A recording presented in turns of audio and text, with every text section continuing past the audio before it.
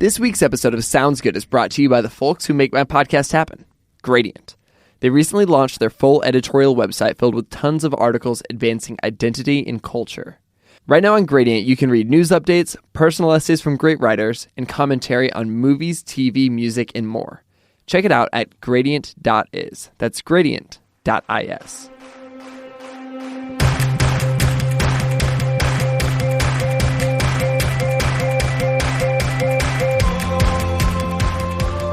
Hey everyone, Brandon Harvey here. Welcome to this week's episode of Sounds Good, the weekly podcast where I explore the lives, stories, and adventures of some of the happiest people in the world.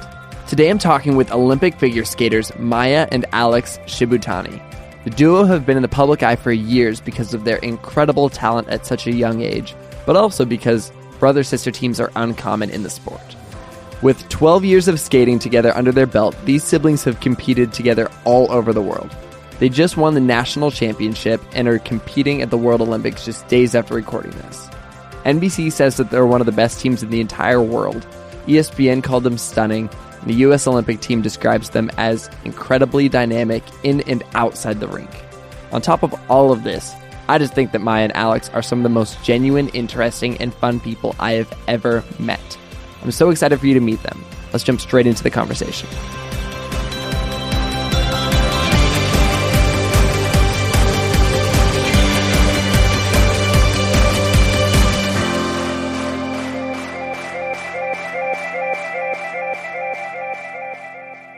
All right, I have Maia and Alex Shibutani on the line. And you guys, how is it going? Everything's going great. We're so excited to talk to you. I think this is the first three-person podcast on Sounds Good, so we're honored to be on. You're totally right. You guys are the very first duo that I've had on the show. So thank you for being here. Thank you for asking us. We're so happy to talk to you. You're the best.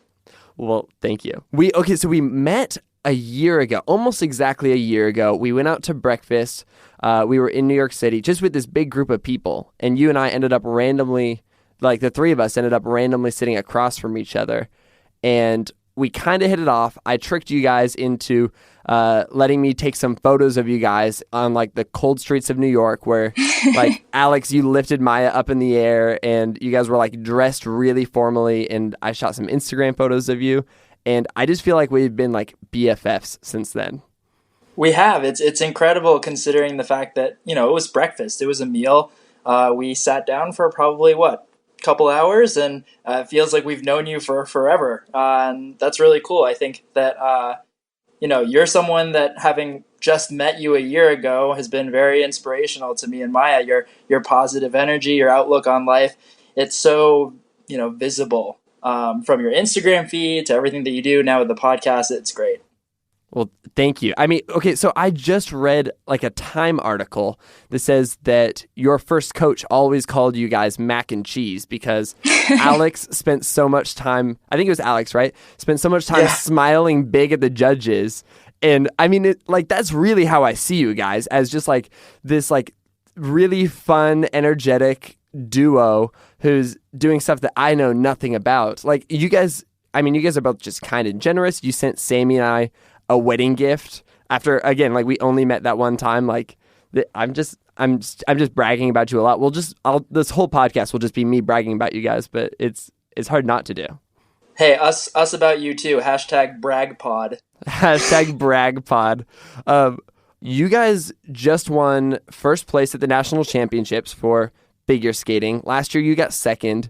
The year before you got third, if I have all my facts correct. And that means that you guys are like growing, you're getting better, you're becoming more and more amazing. What does that momentum feel like? Like I would imagine that feels wonderful and scary. How are you guys feeling right now? This is our 12th year skating together as an ice dance team. So like you mentioned, we just won the U.S. title in January. So that was extremely exciting. Our career has been a bit of a whirlwind, but at the same time, we've been working so hard. We have big goals and dreams, and really heading into the next Olympics in 2018, winning that U.S. championships was just really the perfect step for us. That is awesome. That's so fun. So next week, you guys are heading to the World Championships. Is that right? Yeah, that's right. We had another competition after the national championships, actually called the Four Continents Championships, Oh and that's yeah. another big international event.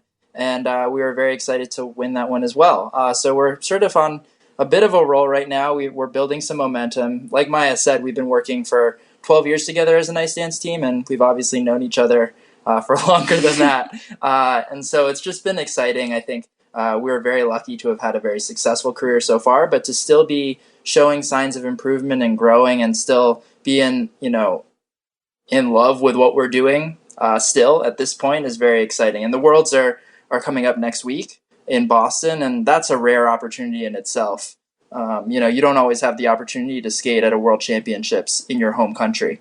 So that'll be special. That's something I always say. I don't always get the opportunity to skate at the World Championships in my home country. So, this is incredible because you guys are what? Maya, you're 21 and Alex, you're 24. Is that right? Yep, you got it. Wow, I'm very proud. When I first met you guys, I got you guys' ages swapped. Like, I totally thought Maya was the older person in this sibling relationship. And That's our favorite question to ask new people. Who do you think is older? Maya's just very mature, and so I think that she comes across, her wisdom it always shines through, and with me, I'm a little bit goofy, and so I think when we also ask the question, people immediately think that they're being tricked. Yeah. That it's like a trick question. But we also were very wrong about how old you are. Yeah. I thought that you were so much older than you were, and it's not based on appearance, and not that intelligence is a qualifying factor for age or vice versa, but, you are one of those people that is just, to me, kind of like an old soul, very wise and open about discovery and learning new things. It's very cool. Yeah, I kind of split the difference between you guys. I'm like right there in the middle. I'm 23. And yeah, I for the longest time didn't tell anybody my age because for me as a photographer, it really didn't benefit me. But you guys have you guys have been known for a while as like a young duo. Is that kind of right? It feels like that. Or is just ice skating a young sport in general? Figure skating is one of the younger sports in general, but at the same time, it's unique to have a partnership that's lasted 12 years. So we've certainly had the opportunity to grow in front of a large audience, which has been special for us because more people can join on our journey. Yeah, I think that's right. And also, we were very lucky when we were young to have a lot of success. And so we were kind of moving through the ranks very quickly. And we got to that sort of Olympic senior level. That's what we call it. The Olympic level is called senior. And we got there very early. Maya was 16, I was 19. And, we're settling into that senior level of skating right now. And, that's been a lot of hard work, and it hasn't been without its valleys. But that's every, journey that you take in life. There are the peaks and the valleys. And I think we've been able to handle them really well because we are, both motivated, but our differences make us a stronger unit together. And so if I back up, kind of going along with, me thinking that Maya's older, Maya was the one that took the lead in you guys becoming skaters. Like, you were the first one to skate in your family, Maya. You were 4 years old. What was the catalyst for that? You really know your stuff. We grew up in Connecticut, and at that time, who knows, maybe still, figure skating birthday parties were really popular. You go take a few laps around the rink, grab a slice of pizza. So our parents were like, okay, this is a popular thing to do. Maybe it's a good skill so that they can actually have fun with their friends instead of clutch the boards. It was about avoiding social humiliation at a young age. It was a survival tactic to remain cool at school. But yeah, Maya was for sure the one that kind of latched on to the sport, to skating, before me. We both started off in the basic skills program, but really as soon as I stepped on the ice, I loved it. I loved the feeling, and it was something that I knew I wanted to pursue. I never really thought ahead to going to the Olympics right away, but it really just happened naturally for us. It seems like you started to take it more and more seriously, and like from what I understand, your parents... they understood the value of you guys being surrounded by talented people and by putting you in situations where you were able to grow. And they started just kind of bringing you to like elite level competitions. Is that right? Yeah, no, we're so lucky. Our parents are amazing. The number of sacrifices that they've made for for us and our happiness and what we've wanted to pursue. We're so appreciative of that. And we had a great childhood growing up in Connecticut. And I think that, they always supported what we wanted to do, whether it was, my short stint with the violin. That didn't last too long, but they were totally okay with it. They wanted me to kind of find my passion. And they sort of nodded their head when I said I wanted to be a professional basketball player, but that height wasn't quite in the gene pool. And so when I found skating and we, started skating together, they were all in about making sure that, they could support us as much as possible. And that included moving cross country 2 years into our skating career together. Not quite cross country, but to Colorado Springs. They really believed at that point that, it's important to be surrounded by people that are better, that are different, especially when you're learning to do something for the first time, when you're growing at that developmental stage. It's just so beneficial to be surrounded by greatness. And that only helps you, establish yourself, especially when you're young. Yeah, I would imagine. And it seems to me that your parents really understood that because they were both professional musicians. They went to Harvard together, and they probably experienced that in their own careers and were like, well, let's give our kids a similar opportunity. Is that right? Yeah, I mean, Maya and I definitely didn't know how to go about developing the career that has sort of come, in our lives. I think we're so thankful and lucky to have parents that, went through various experiences themselves growing up as, competitive musicians and then students. But they've always let us kind of follow our own path. And we're very thankful also for the fact that Maya and I have been able to do this together. It's a unique thing that we've realized over the years that, two siblings can, first of all, get along. And then second of all, get to share these experiences that we've had over the past 12 years. Yeah. What is your secret to getting along, like not just with your sibling, but with somebody that you spend all day with, every day, that you compete with, that you work with? I think so many of us have those people in our lives who are just like with us like every single day, like a partner, a teammate. Like what have you guys learned in the process of, reaching the top in your field, but like working side by side? Like you mentioned, it's challenging when you work closely with someone for anything, whether it's your sibling or your spouse or just a teammate in general. We definitely didn't always get along when we were younger, and people would ask us, we'd be like, yes, we always get along, smile, laugh. But now, as we're looking back, I mean, there were small arguments along the way, whether it was something silly like, oh, who's going to press the elevator button first? But now, as we've continued on in our career, something that we've really realized is that in order to reach our potential, we need to work together. And also, we're both passionate people, so we're not always going to agree on the exact same thing, but that's okay, because even though we're siblings, we're not the same person, and if we both have that end goal in mind, we can accomplish anything. Yeah, I think to sort of add on to Maya's point, she referenced the elevator button thing. Like, we're very normal brother and sister. I was so excited to have a little sister, and that was a really special moment in my life, because it's like, you find out that you're going to have a friend for the rest of your life, and that's really exciting. And I think that with Maya, we always had a good relationship. But whenever parents come up to us, they're always like, oh, my kids could never do what you guys do. My son would just drop my daughter, and they would be just, fighting all the time. We're very normal. We definitely have had our arguments. And I think that, like Maya mentioned, because we know that we're stronger together than we are apart, and we both love what we do, and we care about each other, it's so easy to get past those minor things, especially when it comes to the creative process. Because we're two different people, we bring different ideas to the table, and it's just so much better if you're open and if you're ready to listen. I love that last part where, when you come to the creative process, it's so great to have other people in the mix. In the process of creating this podcast, I've had a team of people who have been surrounding me, giving me awesome input, helping me kind of jump into things. Okay, wait. So I'll just tell you guys, when I was in college, I studied marketing and advertising.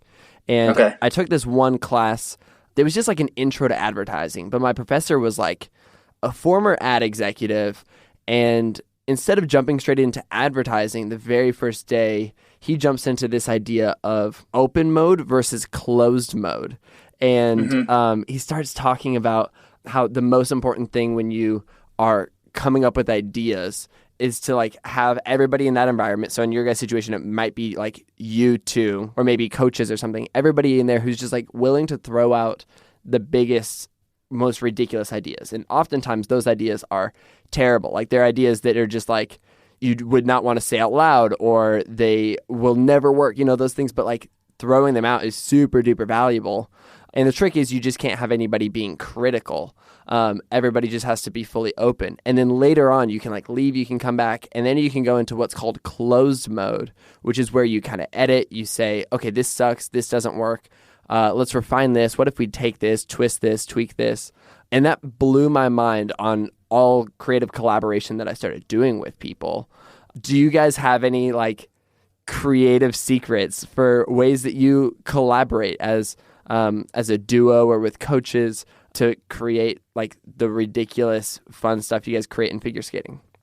That's a great question. I think that I wish that we could say that, we have mastered the open closed sort of pathway to collaboration. I think that because we're so comfortable with each other, sometimes open and closed kind of blend together. You mentioned, sometimes you just shoot someone's idea down. That happens quite a bit with us, actually.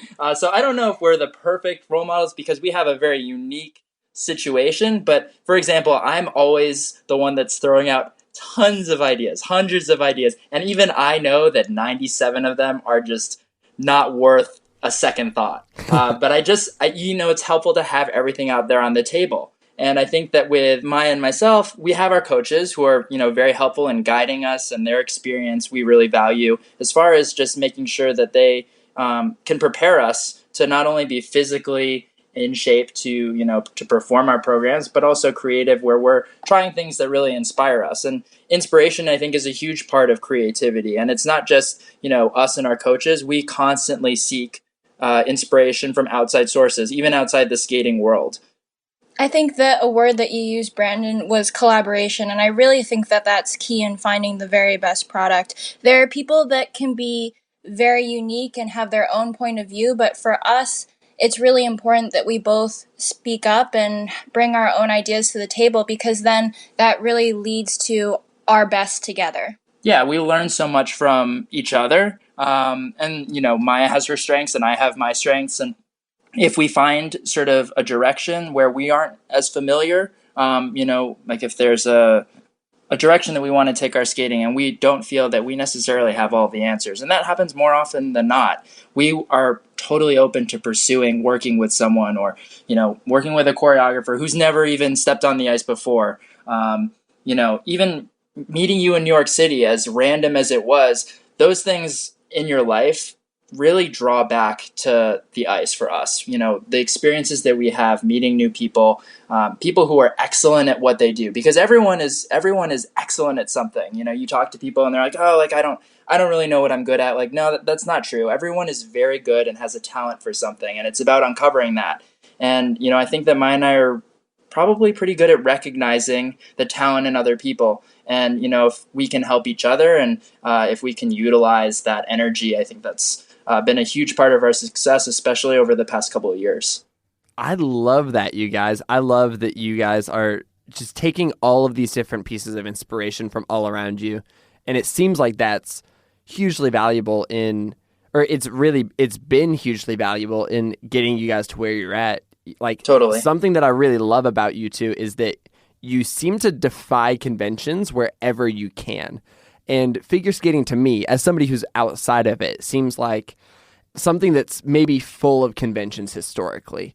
And you guys seem to just kind of go in and shatter those in a really creative way that's obviously led you to success. Like, you guys skated an entire season to Michael Jackson, and you alluded to this before, but you guys actually worked with Michael Jackson's choreographers, which is crazy. And like, you guys just crushed it to a Coldplay song. Like, tell me a little bit more about like choosing to go in and kind of break some, I don't know if this is breaking traditions, but you're definitely doing something that other people aren't doing. Sure. I think from the outset, you're kind of right on the money as far as skating being something. It's a sport that values tradition, and we've always been, very cognizant of being historians of our sport, understanding who has come before you, because that can help guide your path forward. And at the same time, while you acknowledge that, Maia is a very unique individual, I'm unique. Everyone, that steps into the world of skating has the opportunity to do what they want to do. It is a creative sport. I think that's one of the things that we love most about figure skating. It involves a very physical technicality and a level of athleticism that is very challenging, but at the same time, you have the opportunity to perform and create moments that are very special, and those moments inspire people. I think as far as collaborating with other people, that has been a big part of our journey. And to begin with, I guess backtracking quite a bit, we knew that when we were going to start skating together, there were not very many brother and sister ice dance teams. And one of the questions that we get asked all the time is, like ice dance in particular has a sort of a track record, a history for being romantic. Like, it's kind of the buzzword of the Olympic Games, because we experienced our first Olympic Games in Sochi. And a lot of journalists that maybe aren't familiar with figure skating or aren't familiar with ice dance, the drama and the romance of ice dance. And Maya and I just quite simply can't do that. That's not us, but that's also what makes us unique. And so, I think Maya found a quote earlier this year that was, I can't remember exactly what it was, but it was something about how restrictions or perceived restrictions are the blueprint to discovering your creativity. And wow. I love that quote. And Maya's constantly finding amazing quotes. And I think that's just another example of where the two of us will seek out bits of inspiration that we can immediately apply to what we're currently focusing on. And then I think also a part of why we've chosen the path that we have creatively is that, in sports, nothing is guaranteed. Knock on wood, you don't have injuries, but injuries do occur. And Alex and I know that whatever we do, we want to commit 110%. You want to be passionate about what you're training every single day. So while it's easy to have someone like a coach or choreographer come in and tell you what you're going to do, that's not what we want. We want to be able to really make an impact and share our skating and whatever story or type of movement. We want to be able to really truly share parts of ourselves with the audience. We definitely want to leave a mark. I don't think legacy is a word that is correct, but we definitely want to look back 20, 30, 40 years from now on our skating career and this very special time that we've been experiencing in our lives, and just be very proud of what we did and that we, did it our way. And I think, when you're young, it's kind of hard to do that because you don't have the confidence. And definitely some of the experiences, going to the Olympics was a turning point, I think, in both of our lives, opening up the world. The Olympics is something that brings people from everywhere together. And that's, one of the things that's so great about sport. It unifies and brings people together like nothing else. Like, I've had conversations coming back from the airport from a long trip, and occasionally, if we're getting a car ride and someone isn't very chatty, but as soon as you hear on the radio about the baseball game or the hockey game, it's an instant connect. There's like an instant shared quality about sports, and I think that's a pretty huge thing. It's about finding our way of connecting to people. And being authentic to ourselves. I think you guys are wonderful at that. Like, I can think of so many examples, but just the fact that you guys are like skating to Michael Jackson or Coldplay, like I could be flipping through channels. I could be watching the Nationals on NBC and you guys pop up and I'm like, wait, that's Coldplay. I love that song. And I'm like, wait, this is figure skating. And it's so funny because you're bringing people together around this sport that people don't know that they love until they pay attention. And now I'm like, I was watching one of your performances yesterday. I work at this awesome co-working space in Nashville. So there's just like all these creative people who work there. And somebody walks by, they're like, "Are you watching figure skating?" And I'm like, "Yes, and you need to watch too." And I like took out my headphones, started playing with the music and stuff, and people started gathering around. Like, you guys do something really special with what you do. And do you feel like that's something that you're intentionally doing? You're trying to get people interested in this thing that most people they don't grow up being interested in? I think figure skating is one of those things that is sort of oddly, there's a geographic component to it. I mean, if you grow up in Florida and the weather's beautiful outside, you're not going to find yourself in an ice rink. We've lived in cold climates our entire life, and so there's a little bit of chance to your involvement or understanding or even interest in a sport, a winter sport like figure skating. It's definitely a focus that as we've gotten older and we've realized that, with our accomplishments and our level of success, it's a responsibility to be ambassadors, whether it's representing your country abroad, representing your sport.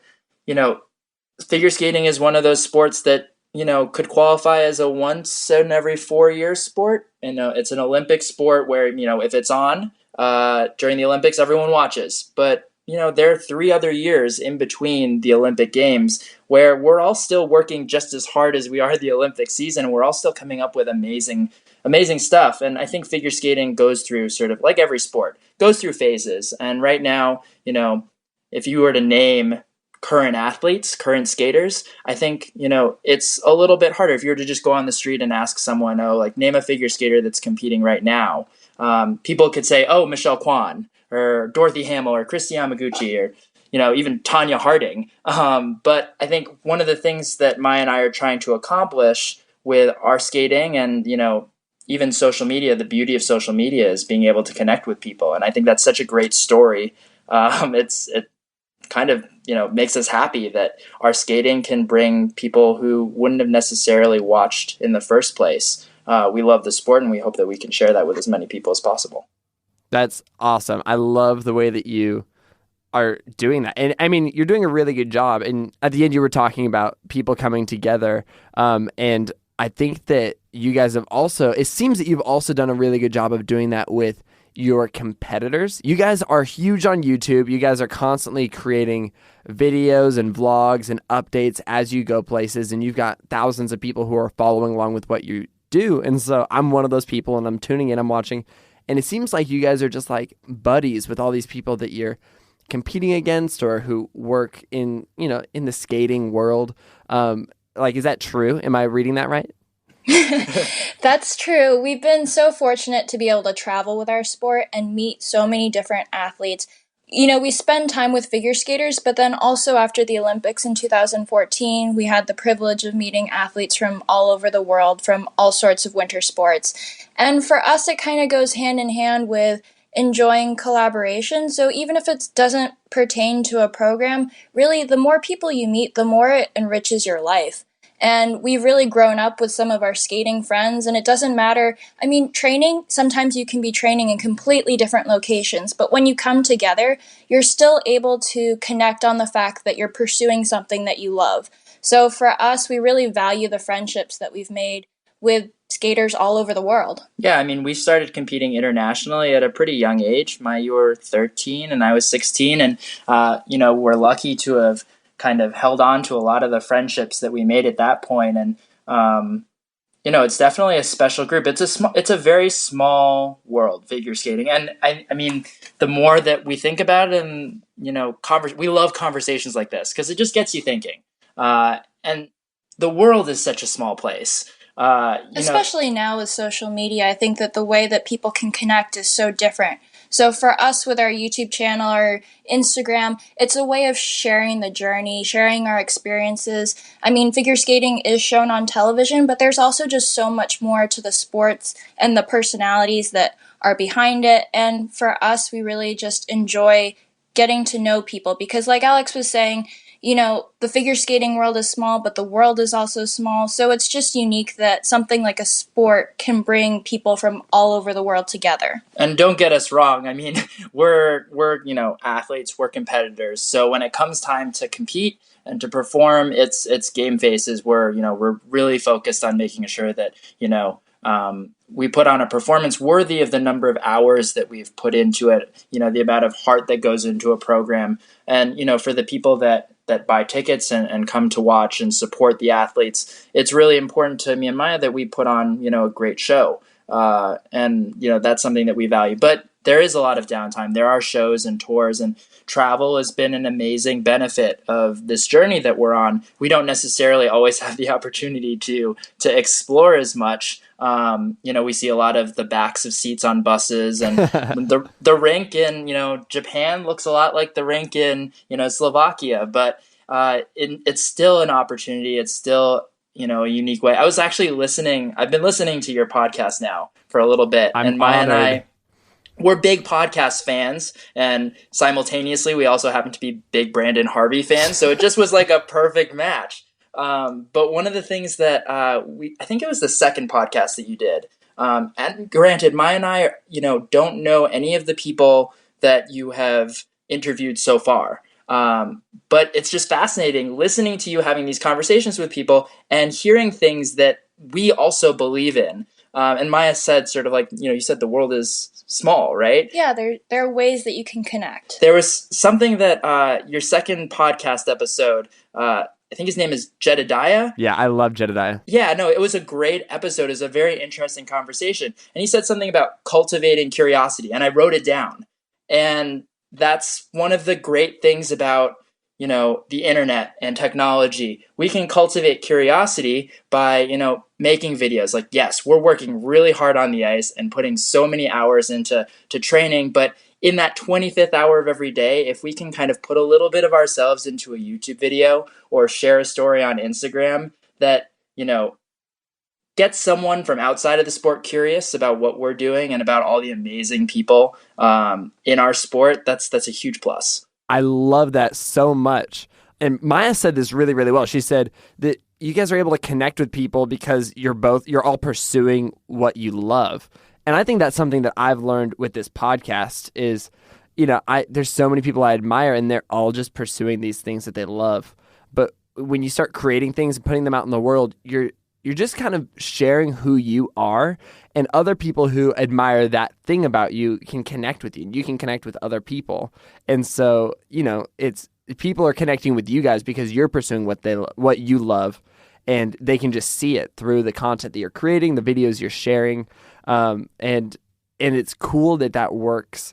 Within the skating world, you guys can connect with your competitors because you're pursuing what you love, but you could also connect with people who are pursuing totally different things that aren't skating at all, because it all comes down to this drive of people chasing after their dreams and doing it with, especially, I think that one of the big reasons I'm drawn to you guys is that you're chasing your dreams, like you're pursuing these things, but you're doing it with integrity, you're doing it with a people first mentality, and you're just loving people well along the way. It's so fascinating to have conversations with people. You could not know too much about what they're passionate about, but passion is infectious. I think that really the more that you can keep an open mind to what makes other people so excited, that can really just open you up to so many more possibilities. You can take it back to whatever you're pursuing. It's just a really special and unique thing that can happen. Totally. Somebody recently gave me this advice. We're in the middle of the political season here in the United States, and there's so many things that can divide us. But he gave me this advice saying, like, if you find somebody that you disagree with, like, get to know why they're passionate about this, like, disagreeing ideology, because there's very few people in the world who are totally irrational. If you get to know somebody's story, you can understand why they're behaving the way that they are. And that's something that I've just loved since he gave me that advice is, okay, there's this person, I disagree with them, or it's maybe just I don't understand them, I don't get them. Like, I should strive to understand their story, like ask them questions, get to know them, because it's not going to lead me to hate them. Like, it's going to lead me to actually care about them more. Yeah, no, I mean, just like Maya earlier today, she's like, I disagree with this guy that I'm skating with. I should get to know him a little bit better, and we can maybe figure out how to get past this speed bump and, make something really productive and amazing happen. No, I totally agree with what you're saying. I think just coming into things with an open mind, that approach to life, to skating, to whatever you're doing, you're just going to get so much more out of the experience. One of the things that I think we were sort of, I don't know, I think it was documented during the Olympics that we were amongst the athletes that were living it up the most. And I always thought that was kind of weird. I mean, that first of all, other athletes maybe weren't taking as much advantage of, the amazing accomplishment and experience that the Olympics are. It's something that a lot of athletes dream of, and many athletes or few athletes ever get to experience, it was always kind of striking and strange to me that that was newsworthy. That So novel that, two people who are, living life and enjoying it could be enjoying it, so much, and that was amazing. But I guess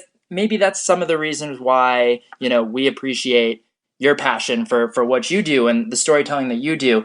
Unfortunately, more people, or I don't know, more people should live like that, I think. I don't know. What do you think? Being open to experiences leads to so many different possibilities. For us, like you mentioned, Alex, at the Olympics, I mean, we work so hard to get there, and becoming an Olympian is really a dream come true. There's a lot of responsibility that comes with it, but at the same time, when we were at the rink in Sochi, we were completely focused. We were making sure that we were doing our job, but then outside of that, I wasn't just going to stay in my room. I wanted to meet people. I wanted to find out about their stories, their journeys. And I think the same has just continued to be the case for as we continue our travels and meet people like you.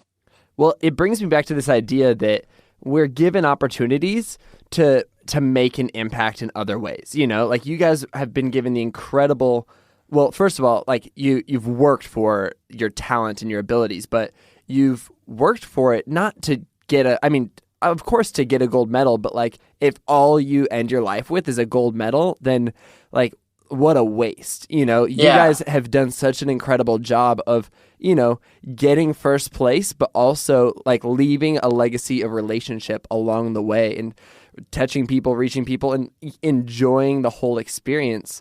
Not just for yourselves, but just like for the experience that it is. And I think that we're so lucky because that's something that's grown over time, because we haven't always been the U.S. national champions. That just happened in January. So over the past few seasons, I mean, with our sport, it's a subjective sport. Results aren't guaranteed. But what we've learned about ourselves, and something that our parents always instilled in us, is that all you can control is how you feel you did. So whether that means making sure that you're putting in the work or making sure that your sportsmanship is on point, all of that, it's important. So I think that that's really continued to serve us well, and it's been a journey, but definitely doing things for the right reason, it leads to amazing things. Yeah, I think Mai's right. We appreciate the journey and all the things that come with that. And at this point in our career now, I mean, Mai's right. We only just became national champions in January, but I think that the mindset and the way that we've gone about pursuing our goals has always been the same. And there is a responsibility that comes with kind of leadership in this position that we're in now. And figure skating is, in the Olympics, and that does provide a platform. And I don't know how much longer we'll be skating for, where we take it year by year, every single time. I think particularly going into the next Olympics, that's the next big goal. But, we won't be the 45-year-old figure skating siblings, that just doesn't happen. That would be very, very strange. And so at some point, Maya and I will go off to do different things. And I think that the experiences that we've had and the lessons that we've learned in this sport, will really serve us well. And hopefully we can go on to do things that really make an impact and help a lot of people. So in 2018, you guys are going to be in South Korea skating for like the 2018 Olympics. And by the way, I really, really, really, really, really want to be there because that just sounds amazing. Like, how fun would that be to come watch you guys? That would be awesome. I'm just gonna like plan on that. Like, I'm gonna put it in my calendar and just like we'll see how that goes. Just put it out there and stay positive. You never know. Exactly. But like, okay, so yeah, and you're totally right. Like, you're not gonna be 45-year-old like skaters. I'm sure the image of that hurts my eyes. I like to imagine it. But like, I'm sure you'll always have a passion for skating. But like, where do you think your trajectories will take you? Do you kind of have an idea on what that might look like? I think to start with, we certainly hope that we'll be at the 2018 Olympic Games. The way our sport works, there's the national championships every January, and previous results are taken into consideration, but it'll come down to how we perform at the national championships in 2018. That being said, Maya and I have been working really hard, and we're only getting better, and we're excited about the future. So yes, we do hope that we'll be in 2018 at the Olympics, and we hope that we'll be hanging out with you there too. That would be awesome. But as far as plans down the road, I definitely think that, I never imagined when I was in middle school, when high school, at that age, when people start talking to you about like professions. When you're 5 or 6 years old, it's okay to say like, I want to be a professional basketball player, even if you know that you won't be a 6'8" power forward. It's okay to say that. But, around middle school, high school, kids start talking about their interests, and skating was one of those things that sort of separated me from that natural process. Because we were so invested in skating, we were spending a lot of time, we were going to school half days. We managed to graduate from high school, and it's unique to find something that you're passionate about from a young age. Yeah, and for us that was figure skating, and so looking beyond that, it was very hard to do. And I took my love of basketball and my fandom for sports and all of that, and I assumed that it would sort of take me in a direction where I would want to enter sports journalism, telling stories, writing stories about sports, hanging out with all my favorite, athlete superstars. And over the course of the past, 6 years, I've kind of shifted gears. I think that one of the things that Maya and I have been able to learn about ourselves is that we love, telling stories, and we don't get the opportunity to do it as often in a traditional sense as we would like with our YouTube channel and, Instagram. But I think that figure skating and what we do with the creative process with programs is very much like storytelling. Yeah, with our programs, we have 2 every season.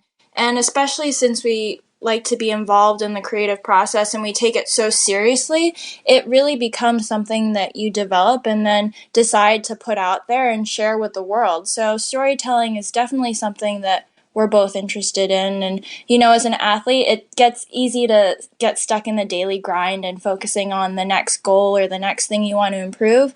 But for me especially, I think that leading into the next Olympics, I really just want to keep an open mind, because you never know who you'll meet, who you'll talk to, and how that'll just change your entire perspective on life. That's incredible. What a cool experience it'll be for you guys to, at one point when you decide to take that step away from skating, to kind of have the opportunity to like rediscover a new passion, to pursue something new. And like, you kind of already know in your life, I'm going to take a shift, like I'm going to make a change. And I think we all make changes over the course of our careers. Like just in the creative world, like I used to think that I was going to be like a wedding photographer because I shot a few weddings. And like, I'll probably never shoot another wedding again. But it was that, there's still a similar trajectory of like wedding photography was telling stories. Now I'm telling stories in a totally different way. For you guys, like, I don't know. I just think that there's a lot of people out there who they see that sort of change as something scary, but most people do have a change like that, whether they know it's happening or whether it sneaks up on them. And what a cool thing that you guys just kind of know that that's going to come when it comes. Yeah, I mean, this is by no means a PSA for against planning, like setting out goals and figuring out what you want to do with your life, because I think that there are some people who just know. They know what they want to do and they're able to find that right away. But you're right, there is oftentimes a moment where something comes up. There's a fork in the road and you have to make a decision, or there is an opportunity to do something else. And for us, you're right, ours is pretty straightforward actually, but it's given us time to kind of think about things and stay open-minded. That just, I think we have a theme of this podcast, but staying open-minded to new opportunities and new ideas, and not letting anything shape, the way that we envision our future. And we've really learned that if you pursue something passionately, then that's the best way to live, really. Absolutely. And okay, I think that's a perfect transition into every single episode. I love to ask a few questions for the sake of consistency and because I really like the questions.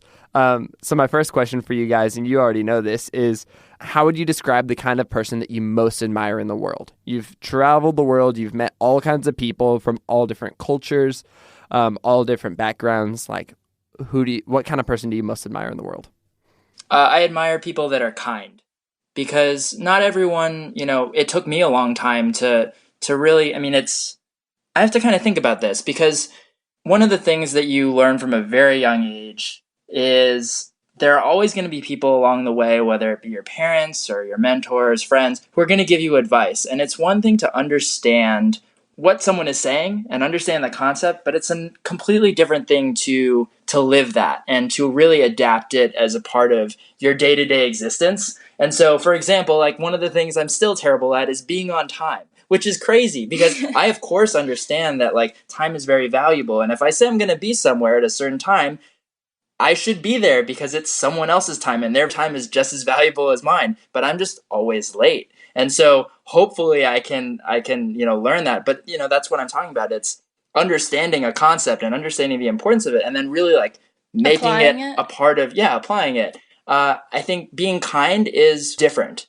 You can just be kind. You might not be open-minded because you haven't had those opportunities, those experiences, but kindness is something that is just so valuable, especially, when everything in the media these days can kind of tend towards the negative. People who have good intentions and good hearts and are just nice, those are the people that I want to be around, and those are the people that I'm inspired by. And I think for me, it's kind of down a similar road, but at the same time, there are qualities about people that you can admire, whether it's how physically impressive an athlete is or how smart someone can be. But to me, I really appreciate people that have special qualities, but that are also okay with sharing. I think that life is short, so it's easy to get stuck in your own business and what you're worried about. But I think that the more open-minded you can be, and along the same lines of what Alex was saying, being kind, that just can really make such an impact. Well, that's awesome. Question number 2, what are you consuming right now? Like, do you have a favorite YouTuber? Is there like something on TV, a movie, something like that you are loving? Alex has always been a huge fan of podcasts, but I'm starting to become more of a fan of podcasts because I appreciate the real conversations that happen. Before I started listening to podcasts, I really liked watching interviews with actors. So, for example, Inside the Actors Studio, or even silly things that Jimmy Fallon does. I just was really fascinated with storytelling, but then also the component of performance that usually comes with those interviews. You should check out, there's this fantastic podcast that I started to love. It's called Off Camera with Sam Jones.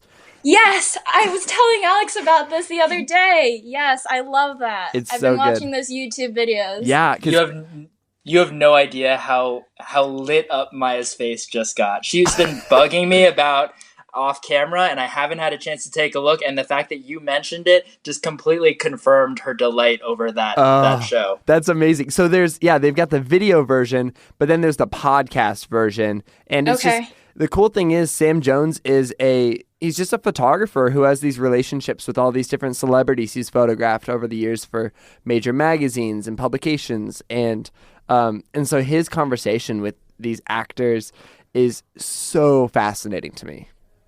I'll have to check that out because, definitely the combination of being creative with their art of acting, but then also realizing that it's a performance. I feel like a lot of that can apply to what we do.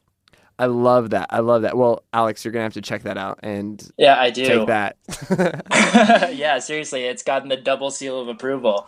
As far as the things that I'm interested in consuming right now, I mean, I think I mentioned like our days are so full at the rink. Yeah. And so, I try to avoid vegging out completely. I don't like, just watching TV for no reason. And so one of the things that I like doing is, I'm a big fan of YouTube and consuming that content that is someone's decision. Like they have complete creative control over what they are making. It hasn't been altered or changed by like a studio executive or, the opinions of producers. Like it is someone's vision and they are putting it out there. I obviously, like millions of people around the world, am inspired by Casey Neistat's work. He's kind of a visionary of our time in a lot of ways. And so I like watching some of his videos. And then as far as podcasts go, I like the WTF podcast with Mark Maron. I don't know if that's similar to Off Camera, but, he takes kind of a pretty interesting approach to interviewing a very diverse group of people. I like podcasts where I can learn about people from so many different backgrounds because I can just put it on and I feel like I'm in a classroom. I feel like I'm learning something about, someone else that I'm completely unfamiliar with. It doesn't have to be a podcast interview with a big name. I almost prefer that I have no idea who the person is. Those are fantastic. I love Casey Neistat so much. My wife and I watch him while we eat lunch a lot of times. Okay. And his vlogs are just long enough to do that. And then Mark Maron is fantastic. Like, he's an expert interviewer, and I think it's because he comes from such a, he's able to disarm people with humor in a really, really compelling way. And I mean, one of his best interviews ever was his conversation with Barack Obama about a year ago. Yeah, totally. I think that there is something about people who are, good storytellers are just a joy to listen to, whether they're a stand-up comedian. Another podcast that I'm a big fan of is You Made It Weird. Oh, man, me by too. Pete Holmes. Pete Holmes is great. We had the opportunity. I've been a big fan of Pete Holmes and just like his stand-up comedy because skating is stressful. There's always nerves. And so one of the ways that I would handle it when I was younger was just listening to stand-up, something that would make me laugh, whether it was stand-up or we would watch SNL, something that could just get us giggling and having a good time and remembering why we love skating, something that's just keeping it light. And we had the opportunity to do Pete's show, the Pete Holmes show, before the Olympics, and that was really cool because we were both big fans of him to begin with. But his podcast is great because, again, like Mark's, I just called Mark Maron Mark. We're not on a first name basis. Not yet, anyway. Not yet. Like Mark Maron's podcast, he just has a very unique way of connecting with people, and that's why podcasts like this one are, I think, so important. I'm constantly sharing things that I hear on my own listening time with Maya, and I'm sure people are doing the same thing with yours. Well, that's super nice, guys. Thanks. My last question is, based off of the ways that you've chosen to step out and live differently in your life, what's one thing you'd encourage someone else to do in their own life today? I think that a theme of our conversation has been being open-minded. I think that a lot can go into being open-minded, whether it's believing in yourself or not closing any doors. I just think that whether it's talking to people that you wouldn't normally, it can lead to great things. Yeah, simple interaction. Everyone's going about their daily lives. Everyone has things to do, but taking a moment to, have a little conversation with someone at the checkout counter at the grocery store is meaningful. Just putting a little bit of positive energy out there, it makes yourself feel better. It makes that person feel better. Too often, I think everyone's, got their noses stuck to their phones, staring at things that are happening as opposed to, being the change, making a difference in a way that is very simple and very easy to do. You guys, I love that. You guys are so inspirational and amazing, and I just love the way that you actually live that out all over the world. If people want to follow along with what you're doing, if they want to watch your amazing figure skating, if people want to check you out, where can they do that? Well, if you search our names on YouTube, you can find a lot of our performances. The World Championships are going to be coming up, so there will be some pretty recent competition footage that'll be available. So that'll be cool. I think Twitter, Instagram, both of our names spelled out correctly generally get you to the source where we're updating kind of the world with what we're up to. And then our YouTube channel, ShibSibs, and then we also have our Snapchat account, ShibSibs. We're pretty much on every platform if you search Maia Shibutani, Alex Shibutani, or ShibSibs. And I guess a little backstory with ShibSibs is we're the Shibutani siblings, so hence ShibSibs. That's probably why we first connected, is because you guys are so good at social media, and so you guys live such an interesting life that I just love following along with what you're doing. Yeah, so all of this will be in the show notes. If you are on an iPhone, if you just tap on my face, it'll come up with text, and you can click the link over and just follow Maia and Alex. It works really, really well. So do that, and it'll be awesome. Maia and Alex, it has been so fun having you on the show. I loved this conversation. I can't wait to do more of it, and I can't wait to go to the Olympics with you guys in 2018.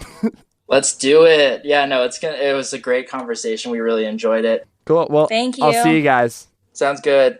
I'll talk to you later. Bye. Bye.